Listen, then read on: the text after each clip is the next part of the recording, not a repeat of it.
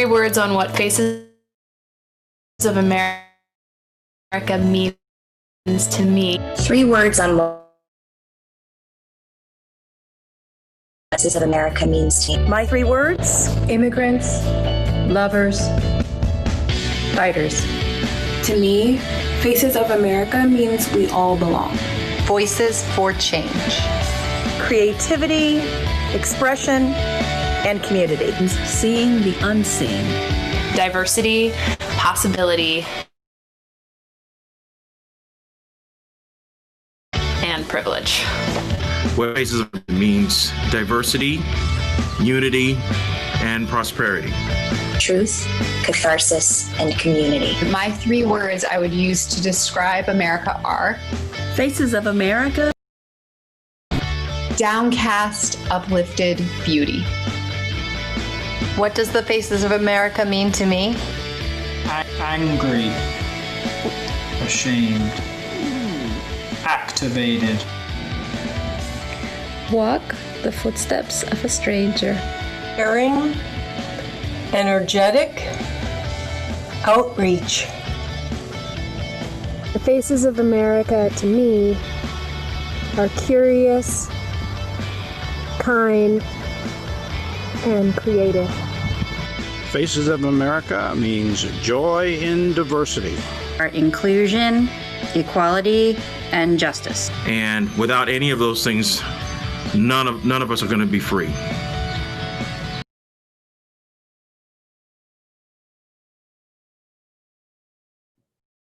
Good evening, ladies and gentlemen. Welcome to Faces of America Monologue Festival #1 Revival. Thanks for coming out and celebrating with us these amazing works in this amazing, crazy time. We are excited. My name is Mike Lesser. I'm the artistic director of the Playground Experiment. And we thank you for spending a little bit of time away from your celebrating and your protesting and your educating yourself for this amazing evening. We are excited to revive this wonderful work. As you can see, it is a book as well.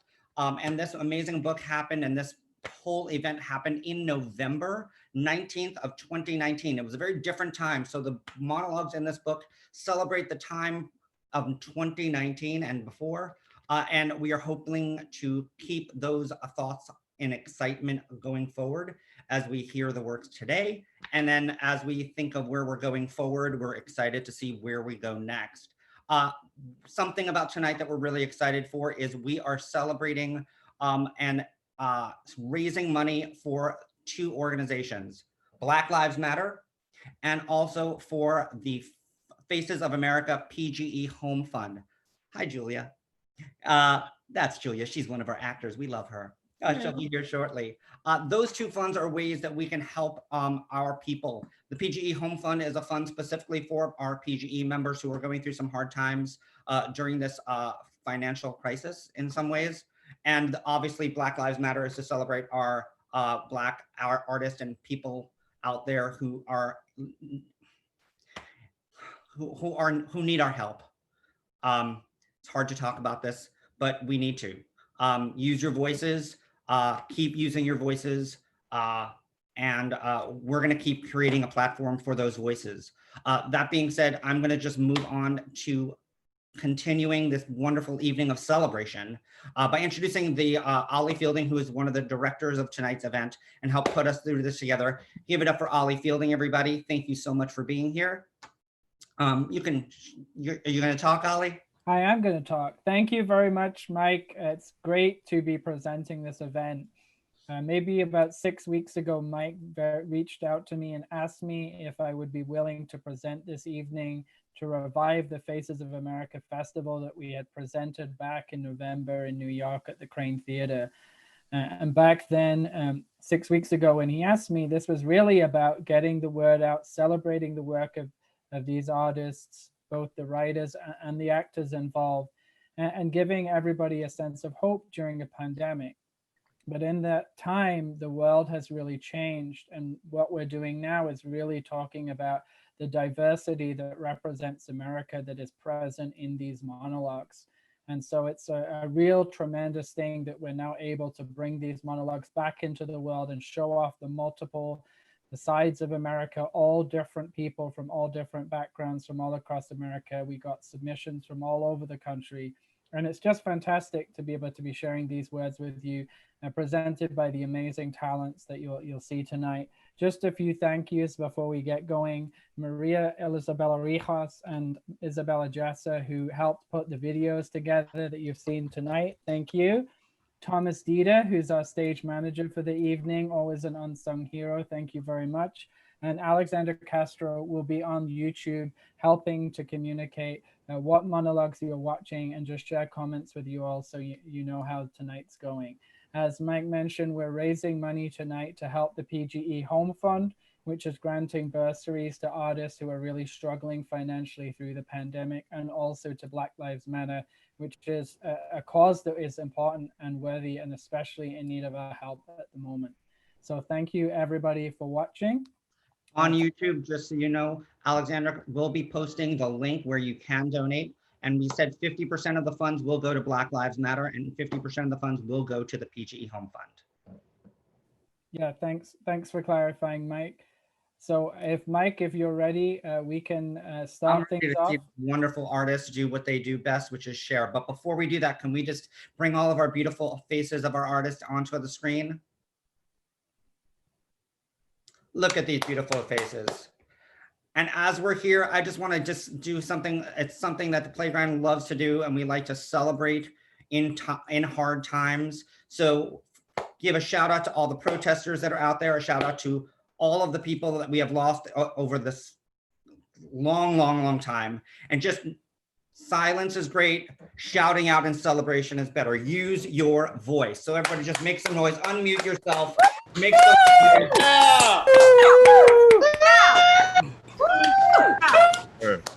Please, voice. Use your voice. That being said, let's all disappear and start some work. Yay.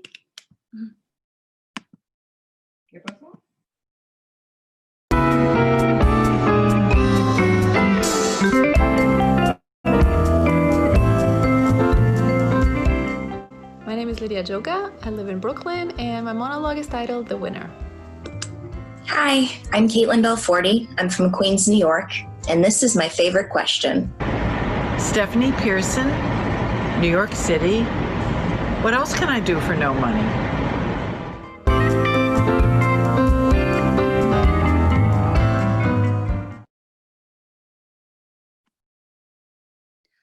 I'll admit it. I have an insatiable appetite for things. All the beautiful stuff of life. Mason china, Georgian silver, Aubusson carpets, the whole kit and caboodle. As Coco Chanel once said, all the best things in life are free.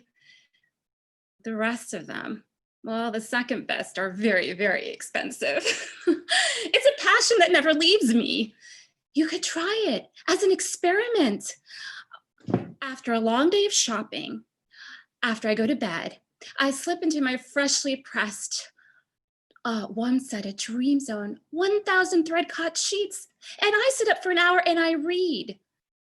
Not reading as you know it. I don't enjoy reading books. Staring at a bunch of black marks on a page and trying to make sense of them. That's not my idea of fun. No. What I think is best to do before you go to sleep is paging through mail order catalogs. Hammersher Schlemmer is a favorite. Hammersher Schlemmer is a wonder world of gadgets.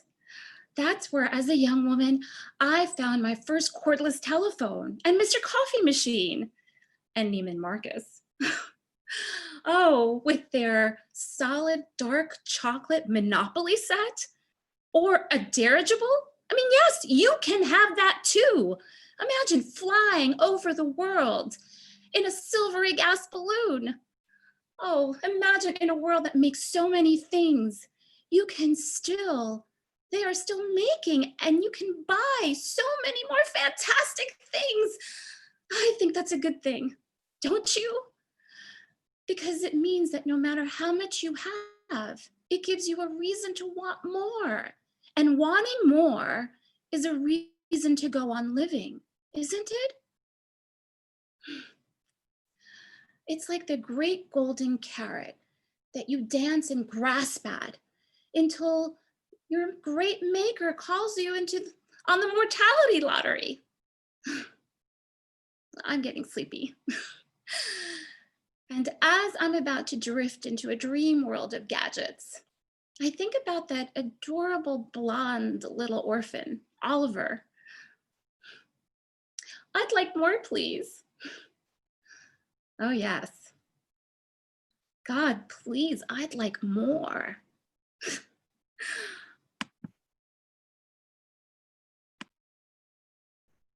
When I tell people I won the lottery, they look me up and down and say, how much? And not the money lottery, I say, I won the green card lottery. 50,000 winters out of 22 million applicants, and I got it. Impressive. In my old job in Albania, my co-workers wait in line for the chance to sit on my chair and apply for the lottery from my computer. They've kept everything as it was. Haven't even dusted my desk, wanting to preserve the good fortune. Welcome to America, said the Border Patrol agent at JFK, stamping my passport. Now go to work. I knew that part would not be easy. Maybe I should have studied finance, like my mother said. You know, debit and credit are the same all over the world, aren't they? Or taught myself a useful skill, become an electrician, maybe. Or maybe I should have experimented with cutting hair for $60 for one haircut in New York City. Exorbitant. No, none of that. I studied literature in college. I worked as a copywriter. And here I am working in the pizzeria of a guy I hated during childhood. An ex-bully who in America has become kind and corpulent. But I keep applying for jobs and I learn 2 or 3 new dictionary words every day. You know, exorbitant, panache, corpulent, goose. I really like that last one. It sounds just like my birthday month, and it means respected and impressive. I even used it during a job interview. They asked me, how do I see myself in 5 years?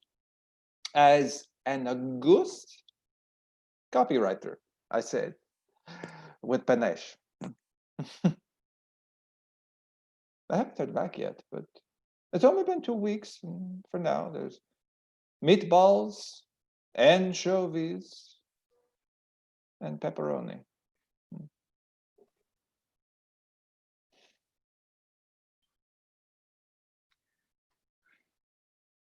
Why do I want to work here? Why do I want to work at Ihop? I'm not sure I know how to answer that. Where do I begin?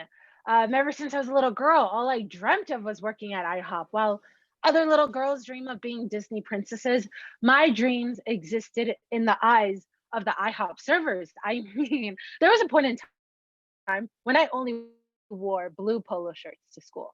I mean, this is the whole reason why I went to college. I was the only pancake studies major in my graduating class with a minor in receipt handling. It was a small department, to say the least, but I fought very hard to remain at the top. While other students were out partying and experimenting with drugs and alcohol and various acts of hedonism, I sat in my dorm room and I studied the IHOP menu until my corneas bled.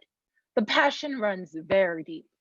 I actually think this is what my ancestors dreamt of me all those years when they came here through Ellis Island. My whole life has depended on this question. I think, therefore I am, therefore I hop. I need a fucking job, so you pick whichever answer you like.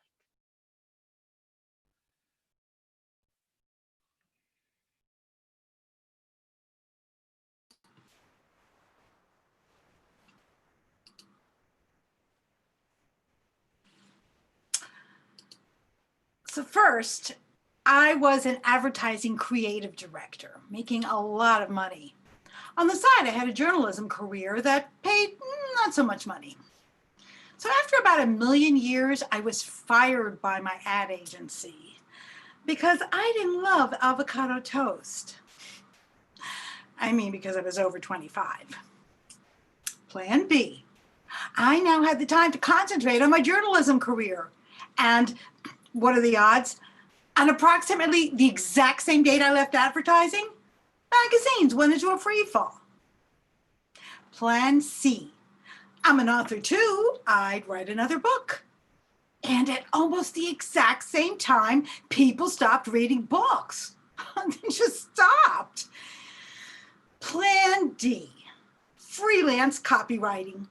With my years of experience, who wouldn't want me? Everyone didn't want me because I had experience. And then, what are the odds? I got something priceless. A new boyfriend. Maybe this year, my new boyfriend said, you'll monetize something. Plan E. Children's books. I wrote 6 proposals and didn't understand a word the editor said to me about any of them. What else? I said to my boyfriend. Can I write for no money? And then it came to me. Playwriting. Nothing takes more time and gives you back less. The average ticket taker makes more than the average playwright. You pay to take playwriting classes. You pay to go see plays. You pay money to join TDF so you can save money on tickets. You pay to hear successful playwrights talk about their success. You pay to have a staged reading of your play that will never see the light of day. Oh, this playwriting thing's really taking off. It's only been 3 years since I broke into show business, and I'm already broke. What do you write? People ask me. I write plays, I reply. To be honest, so far, I'm writing play. I only have one, and it's only a first draft. My boyfriend's happy, I'm happy. You know, the other night he came home and told me this joke. A guy at the theater collapses. They stop the show. Is there a doctor in the house? So someone puts a coat under the guy's head, and a doctor rushes over and takes a look, and he says, "Are you comfortable?" And the guy takes a moment and shrugs and then replies, "I make a living." Me? I make a living.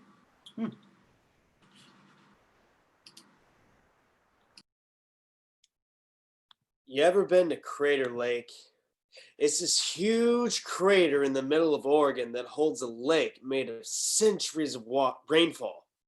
No rivers flow in or out of it.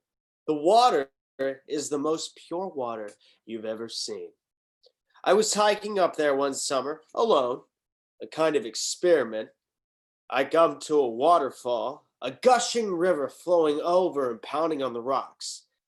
The water, it was in a hurry, but not hectic, not anxious, deliberate, calm, but with a great force.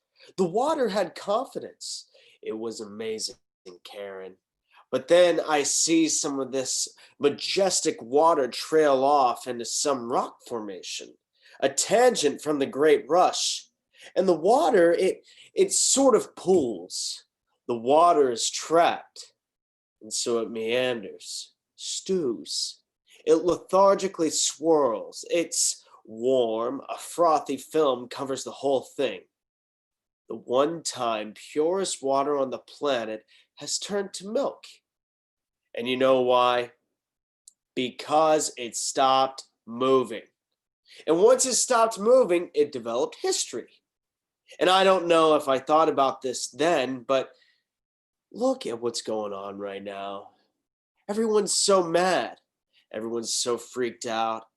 And maybe it's because We've been trapped in a pool too long. We humans are stuck. We're stagnant.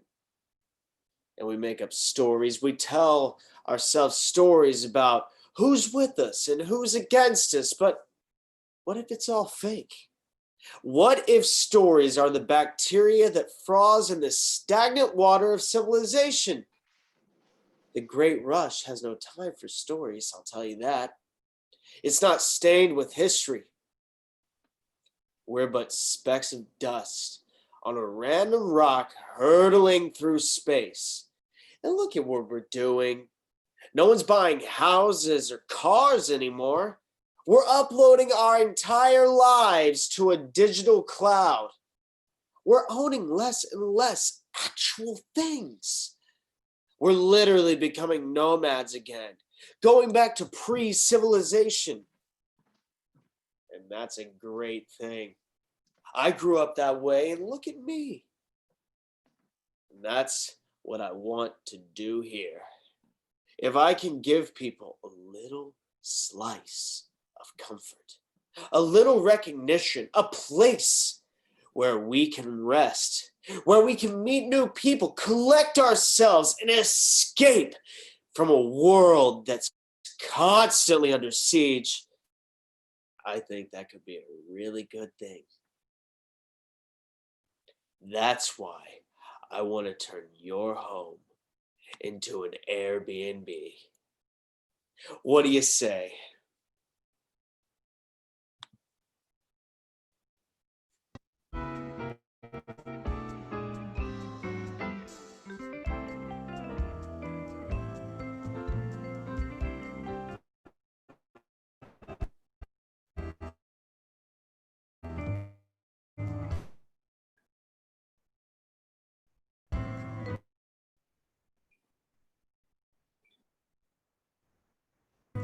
Deborah A. Cole from Kansas.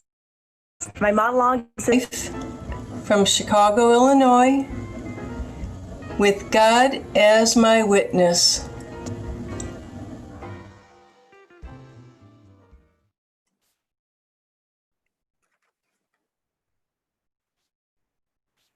I don't think she was expecting Jesse to come home that way, you know, looking like, I think she was hoping that I would be a good grounding influence, you know, time with grandma on the island.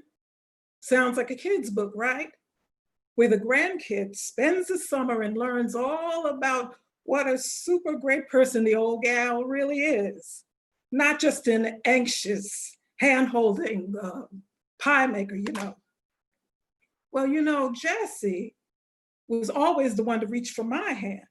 And he thought, sorry, I can't get used to the pronouns. Jesse already thought that I was awesome.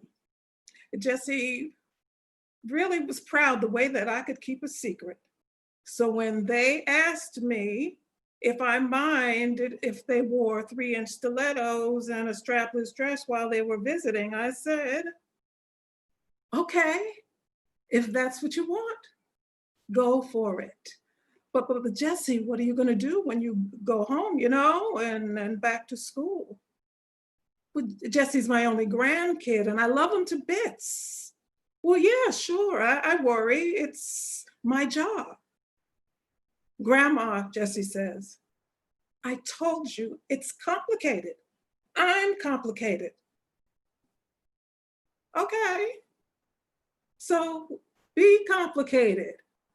If that's what you want, you be complicated. Get it all out, don't hold it back. Secrets are not always a good thing, you know? So anyway, I put them on a plane yesterday and she called last night. All she said was, wow, Jesse sure looks different. What happened? I don't think she was expecting it, you know? Expecting them to come home that way.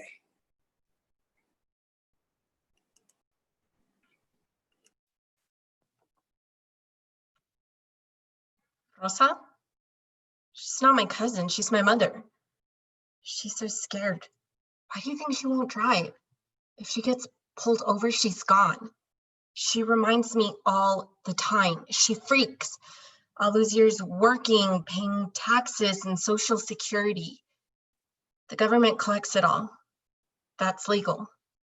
She's not. You got white girl problems. Your dad can renew his visa.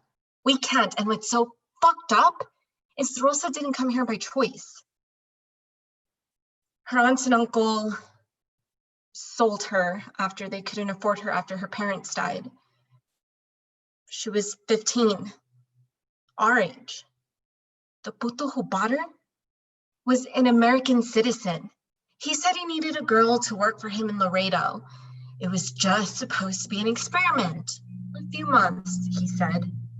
Rosa didn't have a choice.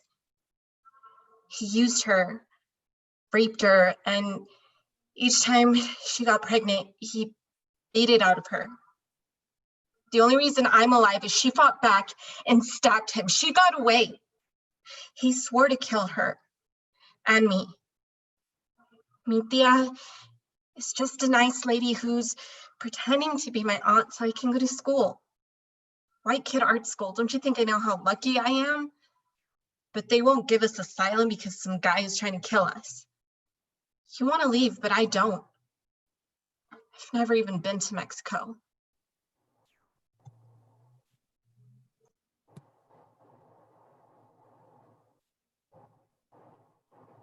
It's one small cardboard box. This was all that was left of her. My older sister made sure of that. Once Mama was in the nursing home, my dear task-driven sister saw fit to sell her house, her belongings, and ultimately, our family memories. She did allow Mama to carry one small box of personal belongings to her new home.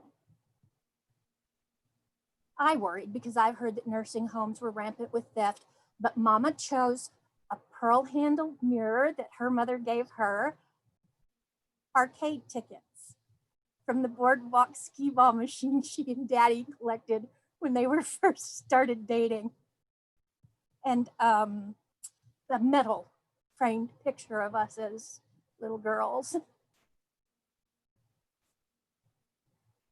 How is it possible that an entire life filled with family memories, loving obligations, familial experiments, and heartwarming stories came down to these three objects? Everything in one small cardboard box.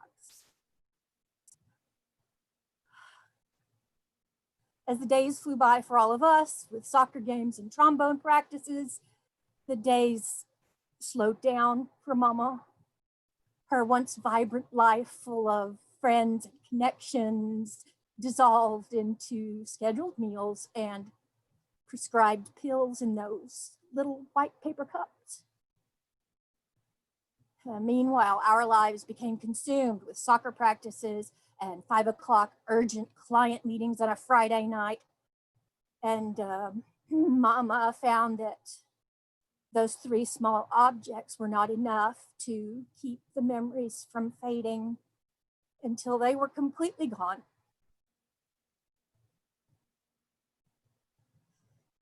As the funeral director offered his condolences, he handed us all that was left of Mama. Her wedding day, the birth of her children,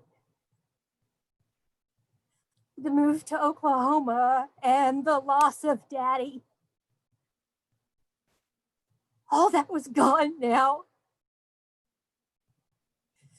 and reduced to this. It's one small cardboard box.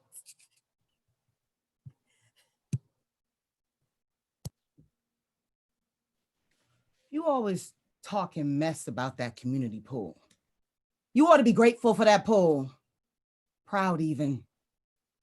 When I was a little girl, we'd have to walk all the way to Vere, where the Irish folk live. They finally stopped throwing rocks at us around the time your mother was born, because by then we had our own. So anyway, she begged and begged for this two-piece. I'm not having it. Go on, let her, they tried telling me. Wasn't no way in hell I was letting someone tell me how to raise my kid. Hell, she my child and I'm her mama. Wasn't like we was participating in some experiment or shit. We are bound to each other forevermore. And it's that bond that allowed me to know that I'm the only one who knows what's best for her. But that Monet, boy, she was as crafty as she was hard-headed. One day she borrowed a bathing suit from her friend, this fast ass named Dana. She and Dana did everything together. Girl, sort of like me and my girlfriend Marlene used to, but worse. Couldn't run into one without the other, and Dana's mama was always running her mouth about how she's so happy they friends and how they so good at sharing. That's how I come to find out about the suit. Let me tell you, I interrupted one good game of dominoes and marched my ass around the corner. As soon as I get there, I don't see her. Can't see nothing but brown arms and legs splashing about like Poseidon got hold of them. Then I finally see her. She's up in the air. Look like she's flying. And then she comes crashing down into the water. And this man had to be no less than 30, child. Had his hands, his 30-year-old hands around my 13-year-old daughter's waist. Claimed he was teaching her how to float. I told that sucker he better float on up out of her face or he'd be floating up in the Schuylkill River. I knew what was going on. I know what happens when grown men try to teach little girls things. That was the last time I let her wear a bikini. What good can come from showing your body? Most women like to call their bodies temples and palaces and all that type of fairy tale shit. Then they show up looking like a solid Section 8. Me? I look at it as armor. And once you let that guard down, you let anything in.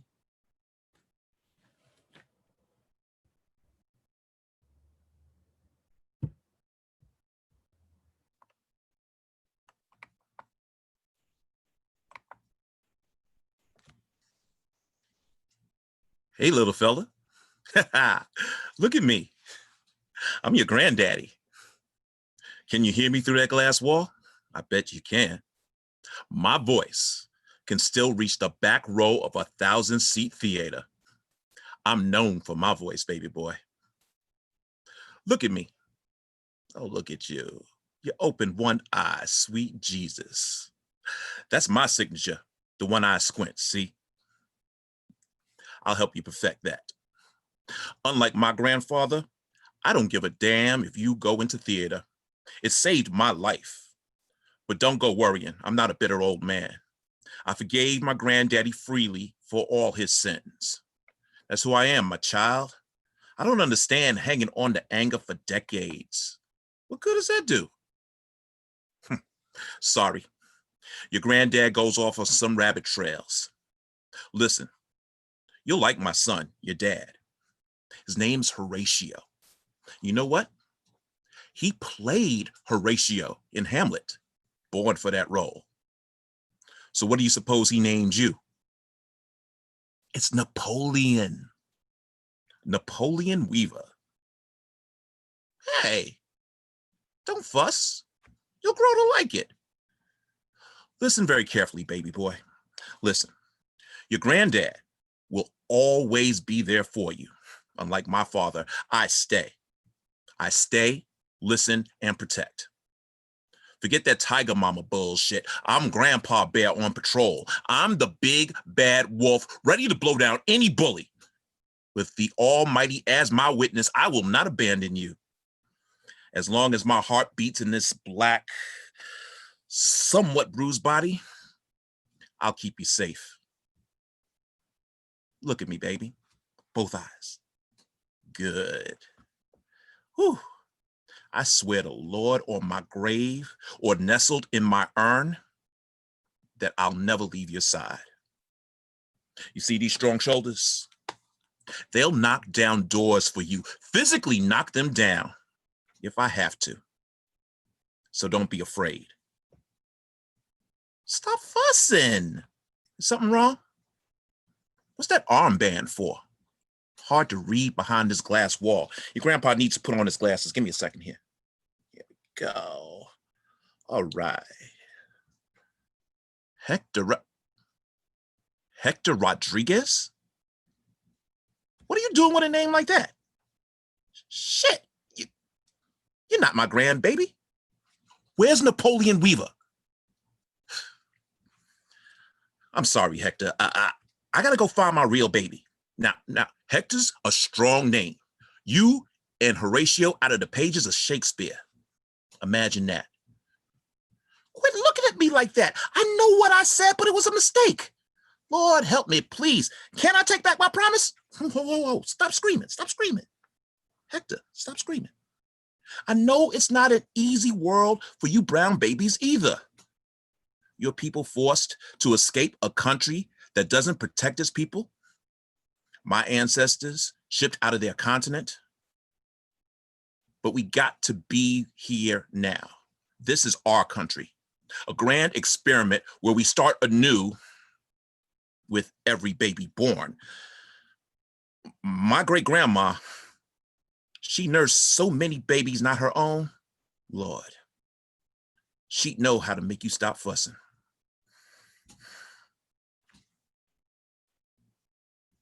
You know what, Hector? A promise is a promise. We got to stick together. Calm down, calm down. Nurse, how come no one's soothing this baby? Yeah. Hey, nurse. Tell me about this Hector Rodriguez. I'm Olly Fielding. I'm from New York, and my monologue is The Drill. I'm from New York, New York. And I wrote Me For You. I'm Jennifer Brady. I grew up in New York City and now live in Pelham, New York, and I wrote a monologue. I'm not Malala. Welcome back to my channel. If you have not subscribed already, be sure to hit that button down below. Yep, red one right down there. So they made us do a lockdown drill today, and I'm not sure it's gonna help. This feels like some messed up experiment, you know, like if some nut job does show up with a gun, then we'll all lose our shit anyway. It's mostly for our parents is what I think makes them feel better, knowing there's a plan. But I don't feel better. I don't feel safer. They don't ever ask us what we think. No one does. Most of the time, I don't even think about it. Then every once in a while, you do. Car backfires outside or something, and you like feel it pounding in your chest, and you want to throw up, and you grip tightly to whatever you're holding, and nobody says anything, but you know they're all thinking the same thing as you do, and see that nervous look in their eyes. Everyone's holding their breath. And that moment's just like, you're suspended inches above the floor and you want to fall, and you're listening, waiting for there to be another sound and praying there won't be. And there's this thin thread holding you there, dangling. Then everyone breathes out. String just snaps fast back into your chair, and then just carry on. Nothing ever happened. The little kids, they didn't get it was just a drill. You can hear him screaming down the hall. It's hard for them to tell the difference between what's real and what's not. Maybe it is for all of us. God, that's the worst of it, actually. Just like the constant fear of it. Sometimes you have a laugh with your friends about some quiet kid. Maybe they're going to be the one who will lose their mind and do something crazy. But it's not funny, is it? No, it's not funny at all. It's sick. This whole screwed up system is sick. There is a cancer affecting all of us, affecting society, and we kids go to school every day knowing that today might be the day that we get blasted away. So just think about that. Shame on you. Shame on all of you.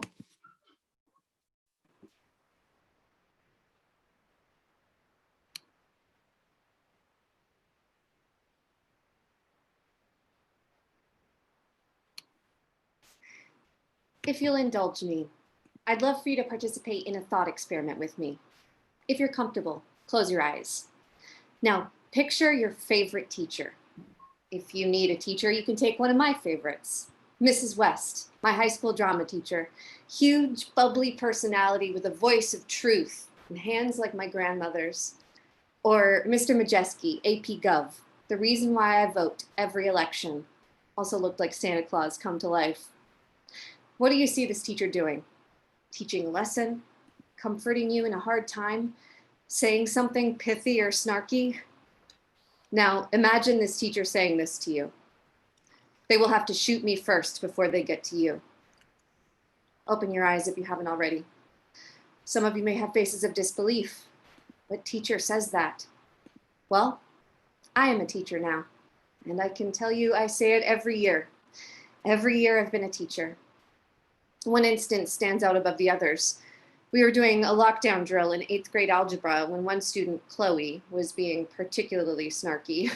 To be fair, lockdown drills are pretty terrible, but she was in rare form, commenting on everything, culminating in, "This is pointless. They'll just shoot us anyway. They will have to shoot me first before they get to you." She stopped. She stopped and looked at me, really looked at me. When a 13-year-old really looks at you, you know. I had never thought of that. This is a child who grew up doing lockdown drills every year from her memory, and she had never thought of that. That every day teachers go to work as instructors, psychologists, counselors, and now sacrifices. We go to work, well, I won't speak for all, but most, knowing that we may have to give our lives for someone else's children. Take a moment to let that sink in. People who go to work knowing they may not come home. Soldiers, police, fire, first responders, teachers are now on that list. I just wanted you to know, when you hear people talk about guns or not wanting gun control, because seriously, we have licenses for cars, but not guns, that there are children who are afraid and teachers who are going to work in a job where they are willing to get shot for those children. More than a thought.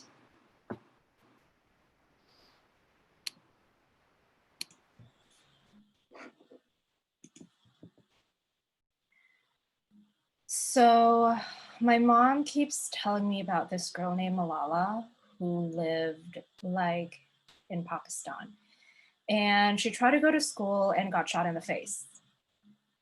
My mom tells me about Malala whenever I say I don't want to go to school, which is like every day. And I say I don't live in Pakistan, Then mom says, that's the point, Julia, and on and on. But she doesn't get it. I mean, we have lockdowns now. There's a reason for that.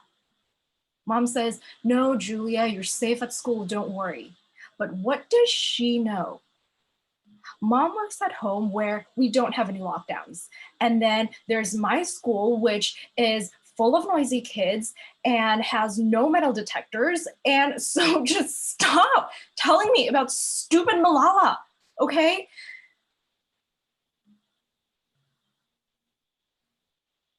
I'm sorry, I didn't mean that. Obviously, she's not stupid. I mean, look at all she's done. Yeah, I Googled her, whatever. In pictures, she looks pretty smart. But I'm not her. I'm just a kid who goes to school in a place with no metal detectors. And even though we have locked doors and lockdowns, we still have windows, lots of them. And kids go in and out all the time. So it's not like the doors are always locked. And even though we have guards at every door now, they're all retired people. So it's not like they're actually able to move quickly. So actually, even though we have lockdown drills, they're kind of pointless because no one's coming in with a gun during a drill. They'd surprise us. It would be sudden and unexpected. And when people are scared, they forget what they're supposed to do and where to hide. And it happens. It happens everywhere now. So yeah, I'm not Malala. But if I were, I'd maybe do something. I mean, I know she's not from this country, but I mean, there was probably a time when she wished she lived here, but not now. I mean, I know what she went through was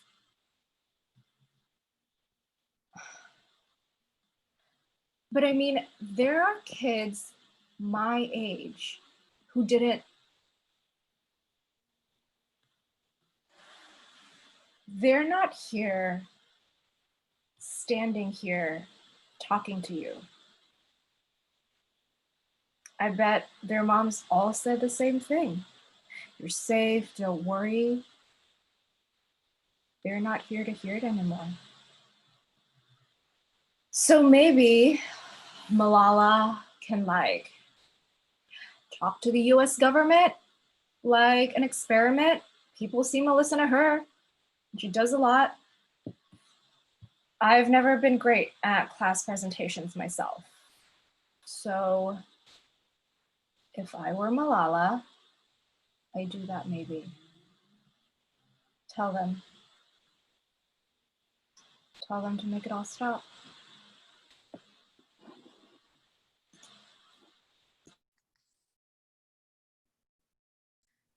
There was an osprey circling way up high on the last day of school. We watched it from the bike path, remember? We watched it over the river. You said we'd be late, but I wanted to stop. They almost look like they're working together, just hanging in the air, and then zoom, bang, up with a fish. God, I wish I could fish like that, wouldn't you? We were happy. I mean, we did it. We made it through freshman year.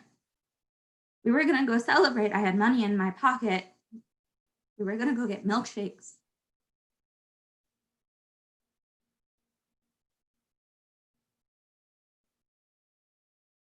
I hate talking to you in this, what's it called? You in English class had all the right answers. I'm the experiment, but you hand raise always the right answers. The past tense. The past tense. Running, kicking the ball. Stop, I want to watch the ospreys. Look at them. Now you're just some dumb kid who, I'm sorry, you're not. It's cold here. the trees and the moss and why did you have to be there right then, huh? Now I'm here and you're where? Are you in the boulders above me? Are you in the water below? Are you the osprey circling? Yeah, look at what you made me do. Now I sound like I'm in English class. I feel you when I'm here though. It's like church, like this trees are this cathedral, and when I'm here, I don't miss you so much. The water on my face washes away the. Your mom is okay. She came to graduation. They had your name in the program. I walked for you. They gave your mom your diploma. I miss you.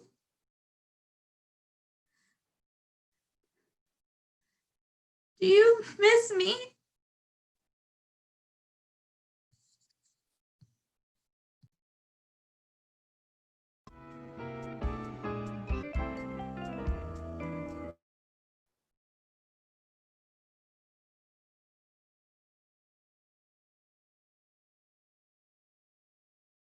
My name is Eric Jones. I'm from Houston, Texas. Currently living in Houston, Texas. I'm originally from Boston. I am the monologue you're about to see right now. It's called Black Enough. It's kind of semi-autobiographical.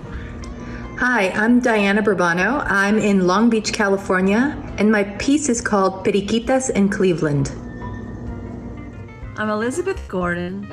I'm currently sheltering in place in North Carolina.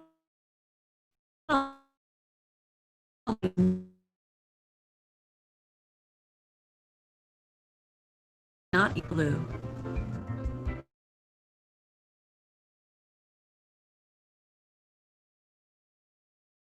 When I was 6 years old, I learned from my classmates that my experiences weren't theirs. There was this indescribable fear that came from the fact that their lives that existed in a completely different world.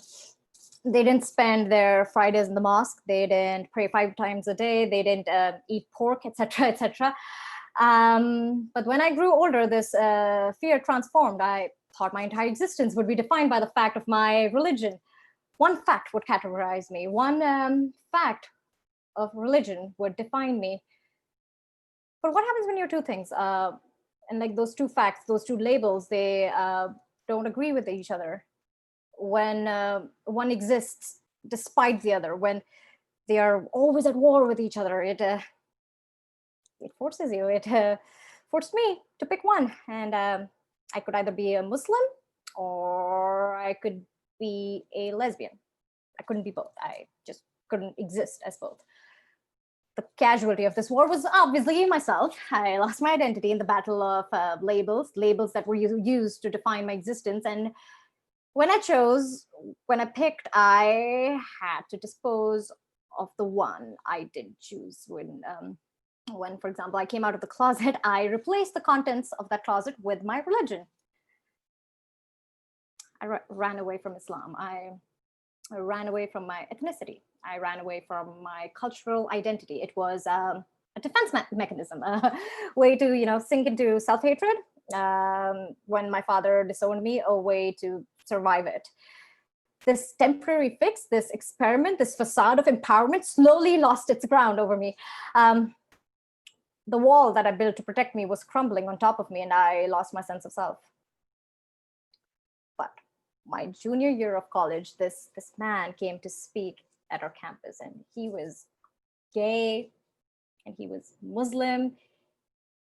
He was both. When he spoke, tears came down my face, not because I was sad or not because I was happy, but because someone understood my experience. Someone knew what I went through, the war I waged.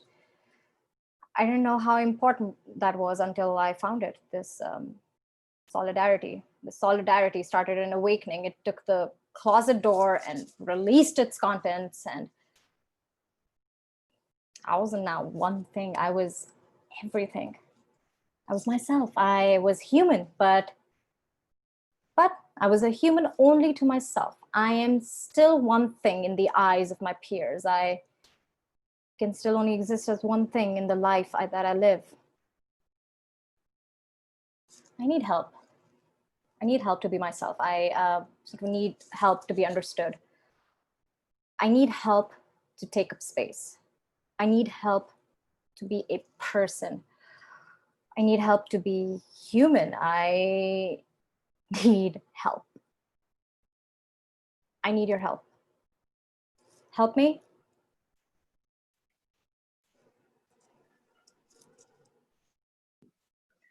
I know what you're thinking, Doc. You're thinking, Derek, you're overreacting. Derek, it's just your imagination. But I'm telling you, Doc, it's not. That's the reason why I called to reschedule our appointment today. By the way, did I call you at a bad time? It was your 25th anniversary? Oh, that's nice. Anyway, the reason I wanted to meet you today is that I have a confession to make.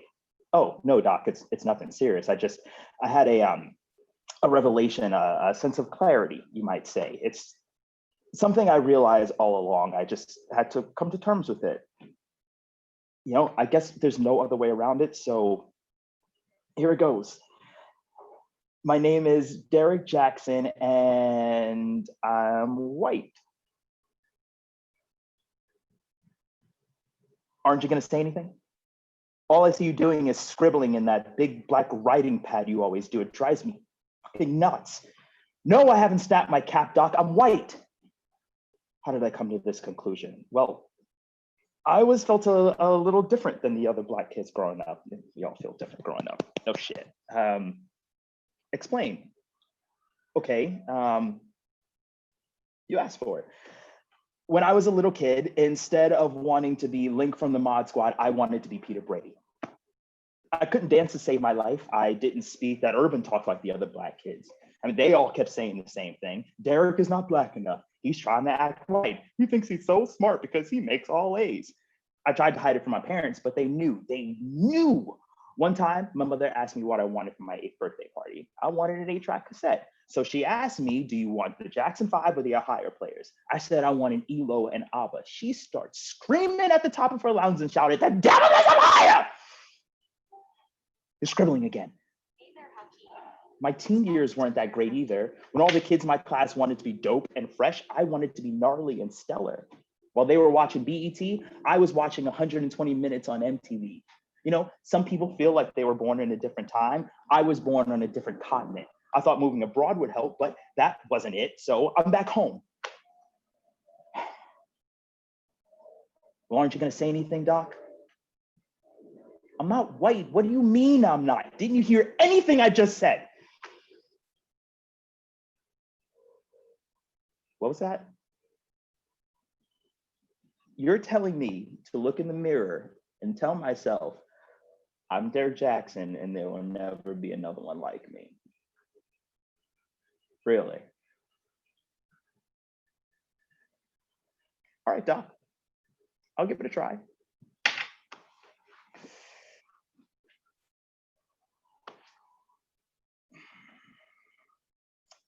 My name is Derek Jackson and there will never be another one like me.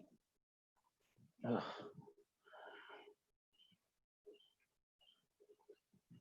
My name is Derek Jackson and there will never be another one like me.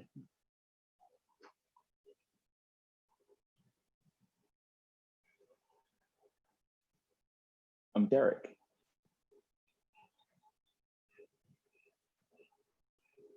I'm me. I get it. Thanks, Doc.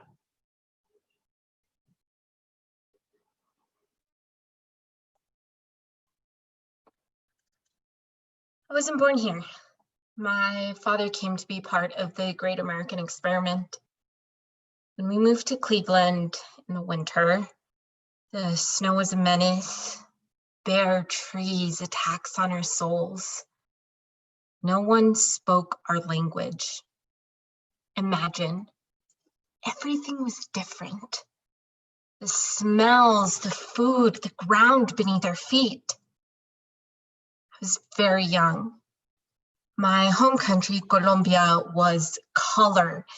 Green periquitos, mar, agua marina. Cleveland was a gray and oppressive brick and low heavy sky. I remember very little of my childhood impressions. There was snow.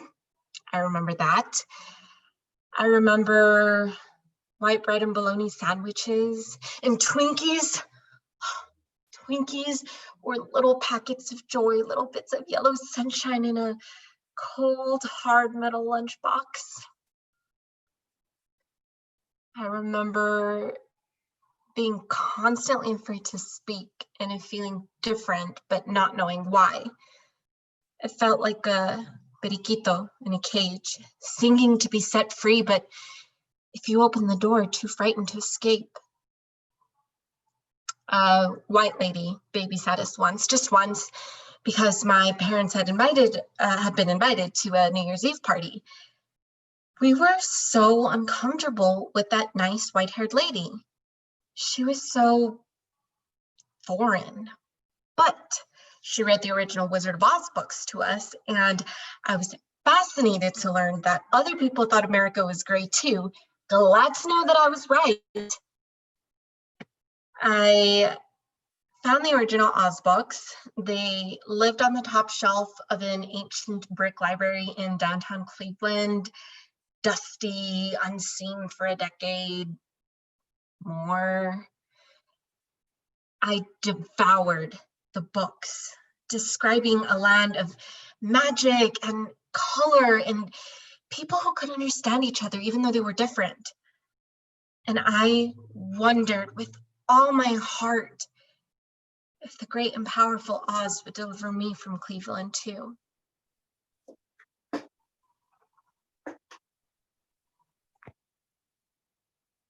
So, that's it, huh? Fucking ocean, not exactly blue. I thought the ocean was supposed to be blue. It's funny. You know, didn't know what I'd feel like when I finally got out here. Grief, wonder, hate. But now I know. It's hate. Definitely hate. I mean, just look at it. Motherfucker was supposed to protect us, you know? This monstrous expanse of salty water was our defense against the colonizing, money-grubbing, disease-ridden European hordes. And you know what? It let us down. Let all those white devils sail right in. Did they have an invitation? Did anybody want them? Fuck no, but this pussy ocean just laid there and let them do it. It's like we were the subjects of an epic experiment, except no one got our consent. What were the side effects? Oh, nothing much. Just deliberate mass genocide. Just 500 years of massacres and broken treaties. Just smallpox blankets and the Trail of Tears, 2 wounded knees, all to end up as some fucking mascot logo bullshit with 60,000 assholes doing the tomahawk chop. God, I don't even know why I came here. 1,600 miles from Minnesota to look at this, and the fucker's not even blue. Shit. Hated the res, you know? Well, hated it so much, but when I left, it was like I didn't belong off the res either. Like I'm just walking around the city and everyone is just so fucking pleased with themselves, you know? All I can think of is, how dare you pricks look so fucking happy? Don't you know you're walking on the bones, the literal bones of my ancestors? Don't you know this place doesn't belong to you? And the worst part, worst part is they know, they don't know, they don't care, they don't fuck.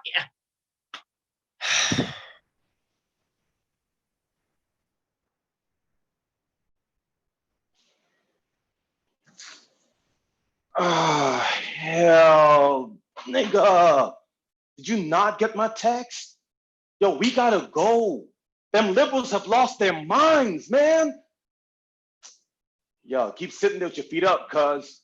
And every melanin starved lefty with a Greenpeace sticker is gonna be on you like flies on shit. You know, they want us to soothe their fragile nerves. Turns out their relatives back in the boondocks all caught MAGA fever. So now white folks here in the city is feeling implicated, spewing their liberal guilt over every brown body they see. When y'all don't got time to dry nobody's overprivileged tears. Man, I got predatory lenders to dodge, trigger-happy cops to run, but some white dude or others pulling on my sleeve, itching for absolution, apologizing for how his grandmama voted. And I'm like, at least she went to the polls, motherfucker, while you was home playing Call of Duty. Yo, for real, cuz, it's noon. Yeah, the peaceful transition of the presidency is upon us, which means it's time for our deportation. You ready? Good. Cars all packed. You know, I'm thinking maybe Utah, Wyoming, man, somewhere where the Caucasians keep a polite distance away, because if I have to endure another white person telling me about this brand new awfulness this country is facing, you know, white folks who say shit like that don't understand one thing. This awfulness, it ain't brand new. They just had the luxury not to notice until now.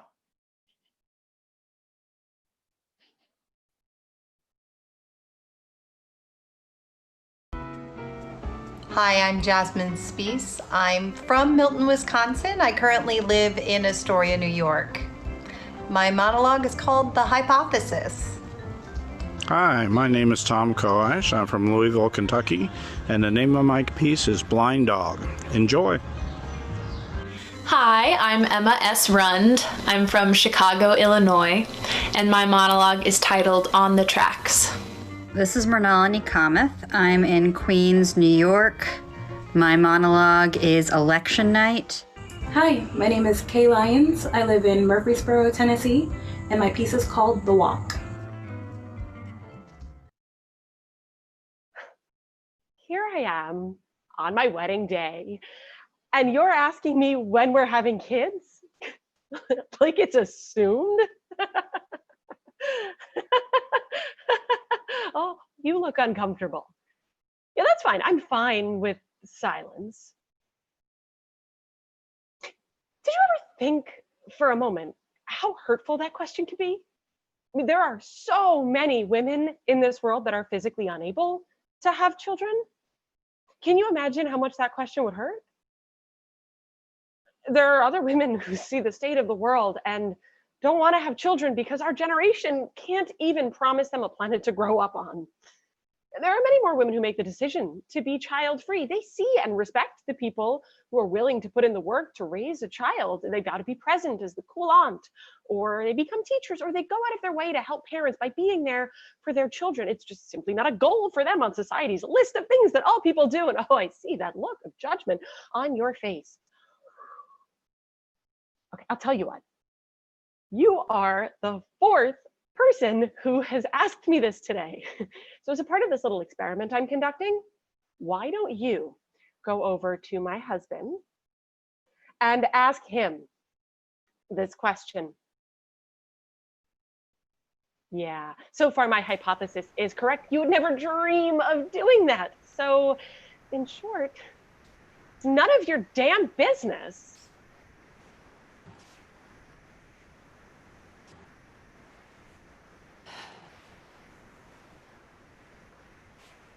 I always did what I was told. That's the way it was in our house. My father would say, a man's home is his castle. My mother would say, obey your father. Bobby was like this misguided, misunderstood angel. My parents hated him. We ran away, got married, came home. And right away, he started in on this improving Beth program. Didn't like my friends, didn't like my family, didn't like my hair. Have dinner on the table at exactly 5:30. Except he wouldn't always come home at 5:30, so I would sit by the stove and wait. Honor and obey, right? My mother said, good husbands are made by God, good marriages by women. My father said, you made your own bed, now lie in it. So, Valentine's Day, I wanted to make him happy, right? I copied this recipe out of the cookbook at the Barnes & Noble. Big experiment. Prime rib stuffed with lobster. Fanciest thing I ever made. Hearts and candles. 2 a.m., he comes home drunk, looks at my meal all congealed on the table and says, how much money did you waste on this shit? I started screaming and he hit me in the mouth. Wham. I never imagined something like that, you know, that he was actually hitting me. You know, one time when I was a kid, we were out in the park and this old blind dog came up to us, eyes all glazed over, milky, just running around lost. But he was really friendly, and you could tell that he belonged to somebody because he had a collar. You would call him, he'd jump up, wag his tail, and come run into your voice all trusting. One time, these older kids came along and they started calling the dog. Except they stood behind a tree. They called the dog, he'd come running, and wham, headfirst into a tree. They just kept laughing and calling his name, wham, wham, wham. Until finally, he just stood there, stunned, not knowing what to do. I ran home to my father crying and told him, and he went out and shot the dog. Shot it. Said it was a kindness. You ever feel like that? People call you. You jump up, wag your tail, and wham, on headfirst into a tree. I do. Sometimes I feel exactly like that dog.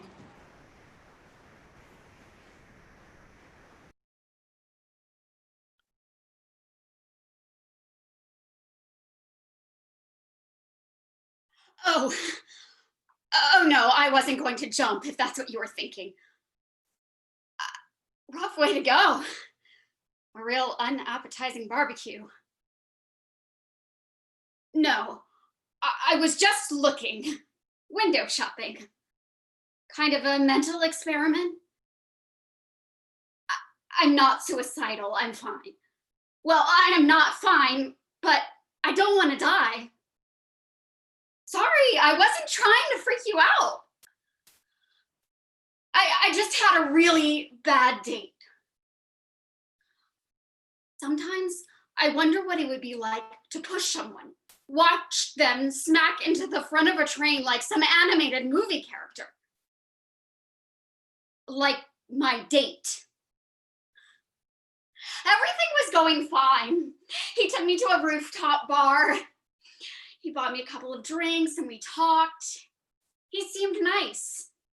At the end of the night, he offered to walk me to the station. As we walked down this poorly lit residential street, I'm telling him about how much I appreciate him walking with me because it can be really nerve-wracking walking alone at night as a woman. When all of a sudden, out of nowhere, he fucking grabs me and kisses me. I push him away, totally freaking out, but trying to play it cool.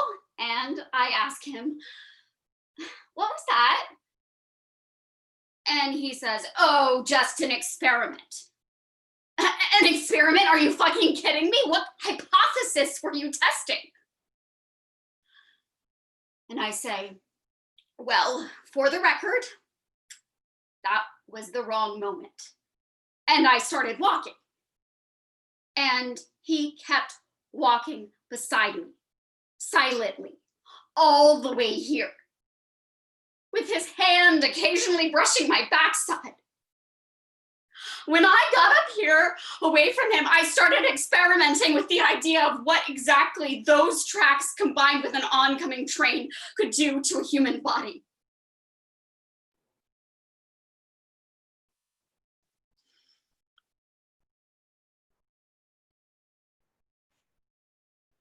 I was so nervous. I was remembering how that past June, everyone was so sure that the UK will stay with the EU, that they were talking about how this was such a big joke that they were even, thinking about, voting to leave it. And then, bam, Brexit happened. So when people started talking about how cool it would be to have a woman as a president, that what a large margin she's going to win by the exit polls or the latest Nate Silver numbers, I would get this massive knot in my stomach. I remember standing in line to vote, and I saw these white women dressed in all white for the suffragettes, clicking selfies and posting it on Facebook. And you and I, we went to Asata's house that night to watch the returns and celebrate. And she made these experimental cocktails named after, these female empowering, whatever, like the Vaginator, or She Never Stoops to Conquer, etc. And then I kept thinking to myself, how is everyone so sure? Why is everyone so sure? Because then the results, they started pouring in, and I remember praying so hard, and then it was over. I remember turning to you then and saying, hey, I had no idea how much of this country wished that I didn't exist. And you said, I'm sorry, babe, but welcome to my world.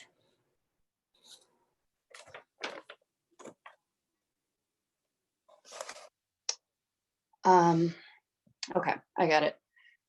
So imagine you're me and you want to go for a walk down this really pretty path. You're walking, the sun is out, and you're smiling. There are little kids singing and learning how to walk, and someone's dog is being adorable, and you're thinking, it's a good day. Yeah. And while you're walking, you see someone off to the side, a brown person getting into it with the police. And you feel like you should help, but you don't know them. And you're me, remember? Black and queer and a woman and short to boot. So you decide that this is not the best time to experiment with bystander intervention, and you keep walking. Further down, you see somebody in a wheelchair. The grass is really uneven and they're having trouble, and you can see that they're frustrated and you really want to help, but you don't want to be rude. So you keep walking. And then you see some guy, a politician, maybe, making fun of the brown person and the person in the wheelchair. And he's convincing other people to make fun of them too. And everyone is being really loud and mean. And a little further down, you see a body just like yours. A black body lying on the sidewalk, alone, unclaimed, dead.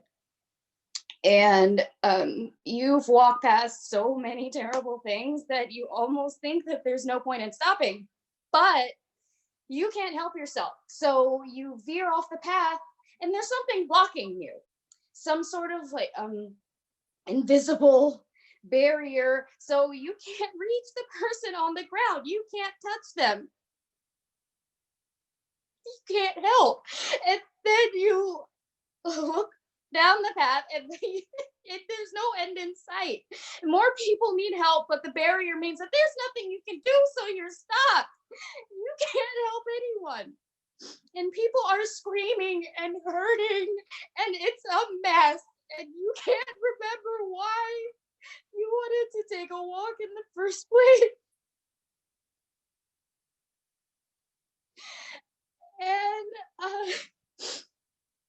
yeah, that's basically what Twitter is like these days.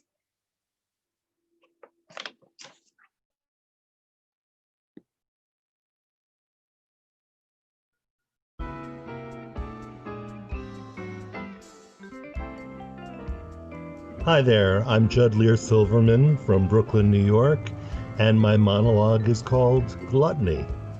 I'm Marina Berry from New York City. I wrote Home.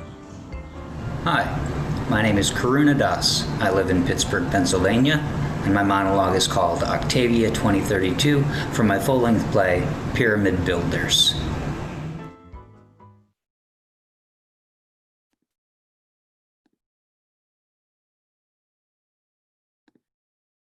There was this kid once. I was in the 6th grade. Our teachers had shoved us through one of those museums that make your feet ache just by looking at it, you know? And we're leaving, right? We drag ourselves down the concrete steps outside and we get all the way down to the fountain, and there was this kid. My class walked right by him, but I stood there with all the tourists and businessmen and nannies. This kid's energy was all access. His face, scar like a tightrope running from lip to lobe and vibrating. No shirt, need flinging off of him into the crowd, jeans banging around his hips, old piece of construction plywood under his feet, cracked leather shoes with metal plates screwed on the bottom. And the sounds coming from his feet, like armies of whips cracking through the air. Even the silence between the taps was violent. His feet moving so fast, they created their own little dream world down there. Whew, catch my breath, catch my breath. I couldn't catch my breath. I could see the sounds like they were little experiments, daring my blood, testing my bones and my breath to see if I could handle it all. And I let that sound inside me, and my heart began beating with his feet. And suddenly all the mumbo jumbo crazy train overprocessed thoughts and useless chatter that was always blasting in my brain, it all fell in line with those whip crack sounds. And for the first time, I felt. My teacher tugged my arm, but she stood there too. After a few minutes, I realized people were walking away, but they couldn't take it. Watching this kid with missing teeth, this stinking kid wearing dirty jeans, watching this kid with all that talent and knowing in your gut, knowing something went wrong for this reckless, beautiful kid made you feel squeezed, pushed, pulled all at the same time. People move on. They can't care. They put down their cameras and this kid's still tapping like he's got the devil in his feet. And his face stretched to the sky like he's begging for lightning, and he's so open and raw that no one knows where to look. Miss Rose, that was her name if you can believe it. Miss Rose, she takes my arm. I know where you can take lessons, she says. This woman who hasn't spoken to me all year says, see me after class. It took me 4 years to take her up on that offer. Drove to her house the day I passed my driving test. I tried football first and baseball and soccer and hockey, knowing that all along, this kid. Why do we do the things we love only as a last resort?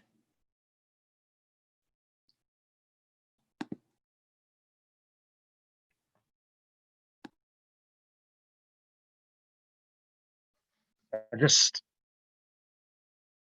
threw an interception. I tried to get it back. I looked to my right, and there was John Baker. John hits hard. He broke some ribs, a sternum, got a concussion, knocked my damn helmet right off my head, and you can see there's even some blood. I couldn't hear anything, not the crowds, the whistles, the shoutings, nothing. Just It's my heart beating in my throat, bursting up into my head like a banging, pounding. It's not very pleasant, I'll tell you. I tried to get it back. It's okay. They say this happens, this might happen. It's just a part of the game. In 1 month from this very moment, I'll be 40 years old. This moment is the end of the road. This is the end of this dream. It'll soon be over. This is my last season. And it doesn't end well. After all the blood gets cleaned up and the bones get put back together, we finish the season with 2 wins, 10 losses, and 2 ties. But it lasts longer than it should have. I got to be a kid for longer than most men. I got to play a game until I turned 40 years old. Ain't bad.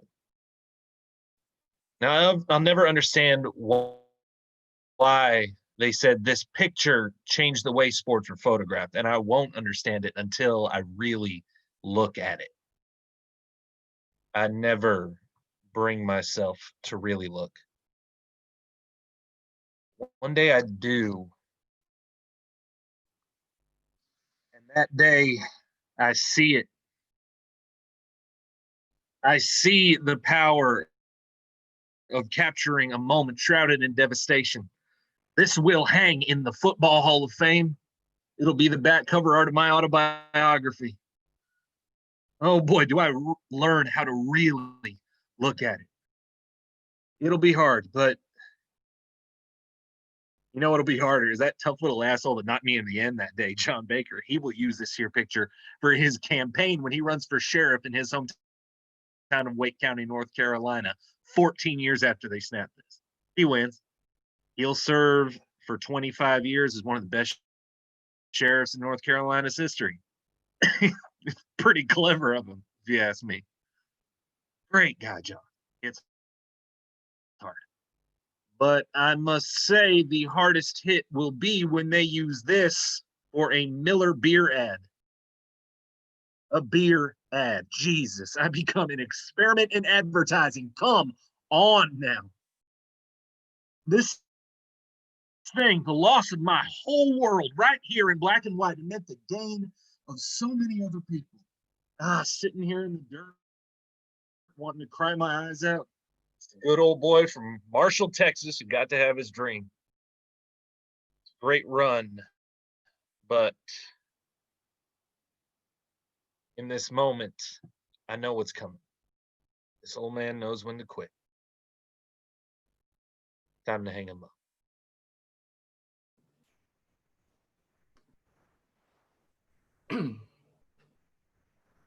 Oh, what do I want? What do I want? I want a good sandwich. Yeah, pickles, mustard, cheese, lettuce, and tomatoes on a roll that's slightly crispy, but still soft, chewy, not hard or tough. I want to bite down and not have my teeth hurt, especially the cracked molar in the back that's been giving me pain for a month.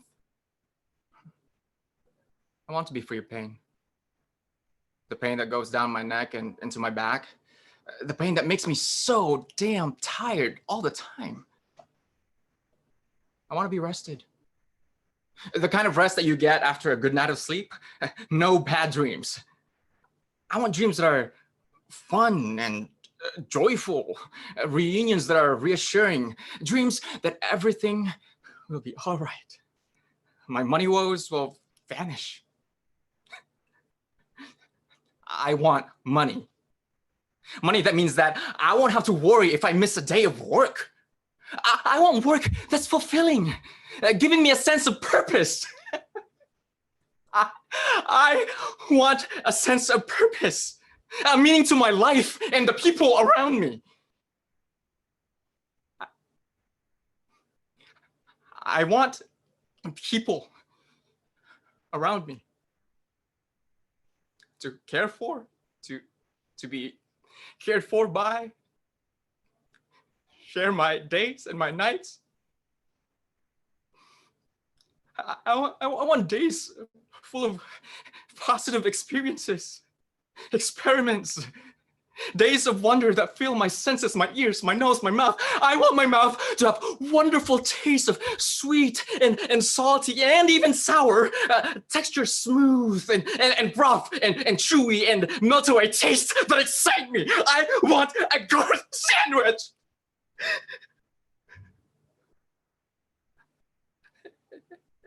And fries. Can you do that for me, please? Can I have that to go?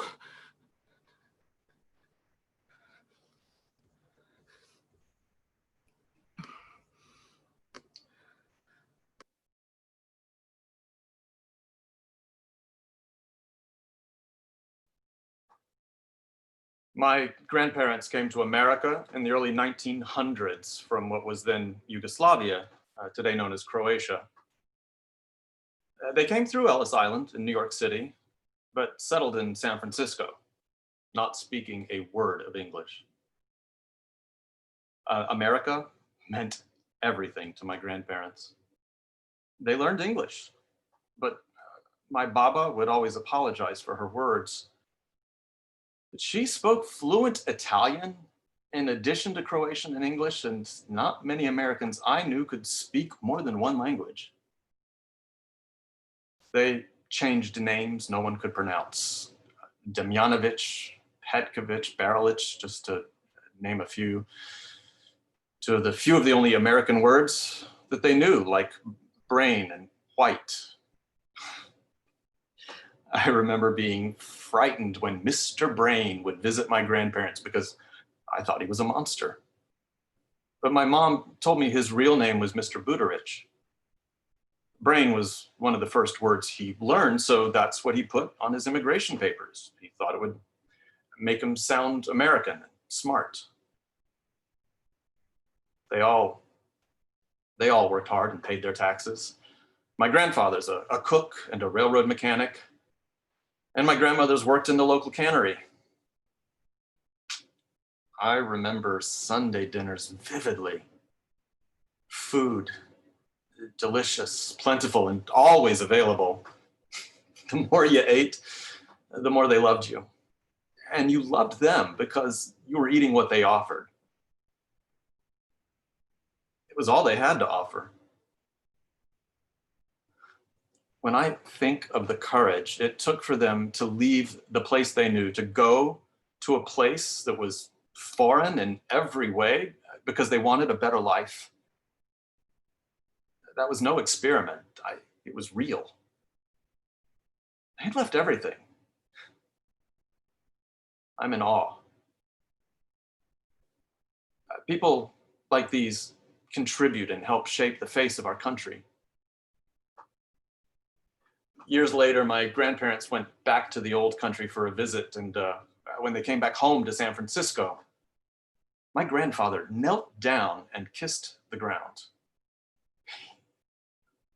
He was so happy and grateful to be home.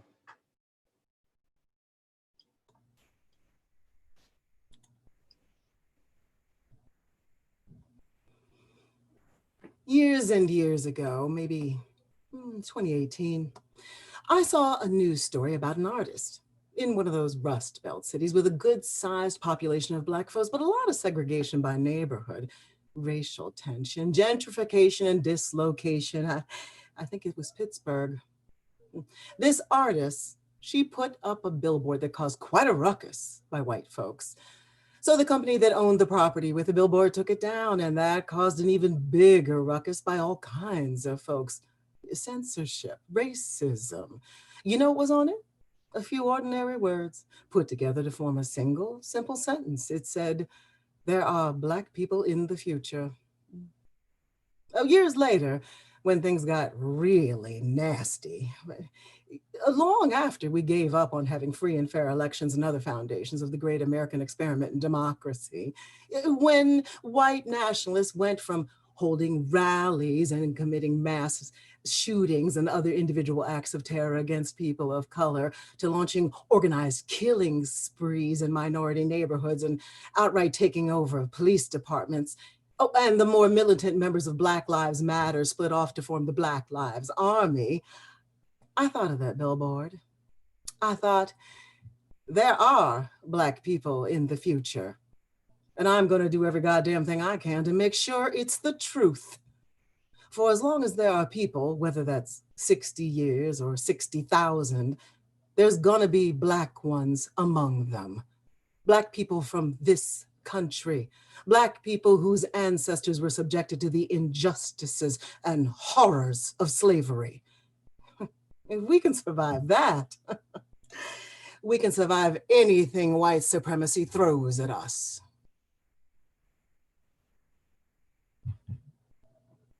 Amen.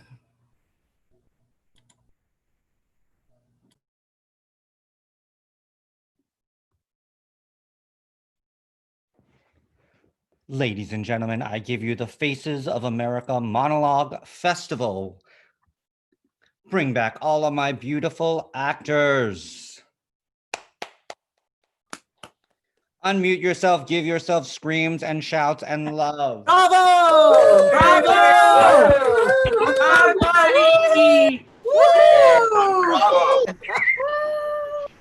You guys were kicking it. You were. Woo! Amazing. Thank you, authors. Proud of Thank us. you, all Thank of you. you, playwrights, producers, Thank you. managers. Thank you, audience. I want to first thank the 29 amazing, wonderful writers of Faces of America who all have gifted us their honorariums in order to donate their money to Black Lives Matter and the PGE Home Fund. So thank you guys all. And FYI, those of you in Facebook land, many of our actors have also donated their honorariums to this amazing fund. So that doesn't mean that you guys out there in live land can't do the same. Remember, 50% of the funds will go to the PGE Home Fund, which helps our PGE members, and 50% will go to Black Lives Matter. So please donate. You can go to thepge.com/mission, or if you just go to thepge.com and click on the word donate, it really makes it that easy. That being said, I want to give a huge, again, thank you to these amazing, brilliant actors who are on this screen. I am hysterically crying from all of you, so thank you for bringing me joy and happiness tonight. We love you, Mike. We love you guys. Love you. I want to give a huge thank you to Thomas Dieter, who was making Yes. this all work. Are you on the screen? So somewhere? good. Yes, So on Where's top of Thomas? everything. Yeah, I didn't mean to make Thomas nervous. Thank you, Thomas. Where is he? Are you Thomas? Grace, are you here somewhere? I am. I'm here. Hello. There he is. Give it Yay. Thank you. Give a huge thank you to Alexandra Castro, who is in YouTube land, Yeah. chatting with you guys on YouTube. We love. Are you in the screen or are you hiding in the? No, I'm out here. Oh, Hi, there you everybody. go. Alexandra Castro. Wonderful job, everybody. Fantastic. And again, a huge thank you to Olly Fielding, who helped pull this all together. 29 actors, 29 writers, stage manager. Yes, give it up for Olly Fielding. That being said, we have one other announcement to make before we show our last video montage of the evening. And the announcement is officially as of 9:47 p.m. Submissions for Faces of America #2 is officially live. We have decided to keep going with this process, and we want to hear your stories, all of your stories out there. We have submissions. We opened it up now, and it will go to September 25th. So writers, you can write up to two submissions. The only requirements are three things. A, it must be under 2 minutes. B, you must use the word home in the monologue, and it has to set the theme Faces of America. And it is officially live. We have till September 25th to submit. We don't know where we'll be in November. Hopefully we will all be able to gather and do this live. if we are, we will, or we'll figure out a way. Someone said, let's do it in park, put 29 people walking around and you just walk around the park and find people. Maybe we'll do that. We're gonna find a way to collect and tell stories that need to be told. So if you've never written before and you have a story in you that needs to be written, submit. If you are out there protesting right now and you're seeing some bleep and you need to tell that story, write it down and send it in, because these are the stories of now that need to be submitted to, because this is where we are. And last year we had over 130 submissions, and we know that we're going to hit over 300 this time. So if we have to do 2 nights, we'll do 2 nights if they're so that being said, Olly Fielding, you want to say anything else? I just said a lot. So Olly, give it up again for Olly Fielding. Thank you, everybody. This was an amazing night. I hope it really represented the full diversity of America. I can't thank all these writers and these artists enough. They've done an amazing job. It was so important that we got to hear these words again. So I'm glad that we got to put this out into the world. And they're also available in the book. So if you want to buy the book and get the book, and we'll have we'll post that on the YouTube as well. $3 from every book that's sold will go to Black Lives Matter from now until we stop selling them. So yes. That's great. I mean, it's so important that where we are in the world at the moment, that we raise these voices and we make sure that we heard, and we make sure we're standing together as a community. So peace and love to everybody. Thank you. So thank you. One last shout out. Just everybody just do jazz hands or whatever you want to choose is love. And I'm going to ask everybody to disappear for our last video of the evening. And we wish you all amazing and love, and be happy and healthy and safe out there, guys.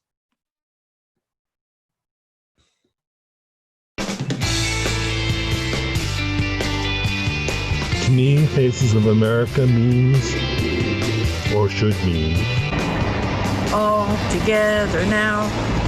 Diversity, food, culture. all our family. Raising human potential.